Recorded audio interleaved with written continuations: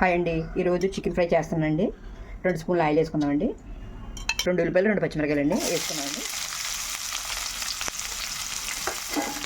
కొంచెం వేగాలండి, ఇది కొంచెం కలర్ మారాలండి.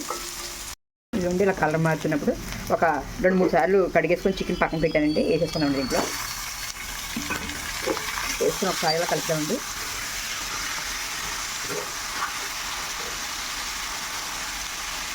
కొంచెం ఉప్పు వేసుకున్నామండి, కళ్ళు ఉప్పు, కొంచెం కరివేపాకు వేసుకున్నామండి. ఒకసారి కలిపేసుకొని మీడియం మంట మీద మూత పెట్టేసుకున్నామండి. వాటర్ వచ్చేది దీంట్లో, ఇంకే వాటర్ ఏం అవసరండి. ఈ వాటర్తోనే చికెన్ ఉడికిపోద్ది. ఇదిగోండి వచ్చిన తర్వాత మొక్కుడి కింద వచ్చి చూసి అప్పుడు మనం కారం వేసుకోమండి. మొక్కుడి కింద కారం వేయకూడదండి. ఇదిగో చూస్తారే ఉడికిపోయింది ముక్క. ఇప్పుడు కారం వేసుకున్నామండి. 2 స్పూన్లు తీసుకున్నాండి కారం నేనైతే. ఒకసారి కలిపేసుకున్నామండి. మొక్కుడికి దాకా కారం వేసుకోకూడదండి. మొక్కుడికి తర్వాత కారం వేసుకోవాలి. అయిపోయిందండి. చూసారు దగ్గర పడిపోయింది శుభ్రంగా. అలాగా అవ్వాలండి. కొంచెం గరం మసాలా వేసుకున్నాం దీంట్లో. ఇది ఇంట్లో చేసిన మసాలా అండి. గరం మసాలా ఇంట్లో చేసింది.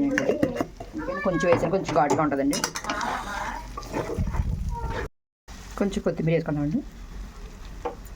కొత్తిమీర వేసుకొని కలిపేసుకున్నాం ఒకసారి. ఈ స్టైల్లో చేసుకుంటామండి. మరి మీరు ఎలా చేసుకుంటారో కామెంట్ చేయండి. నేనైతే ఇలా చేస్తానండి. మీకు నచ్చితే లైక్ చేయండి, షేర్ చేయండి, సబ్స్క్రైబ్ చేసుకోండి.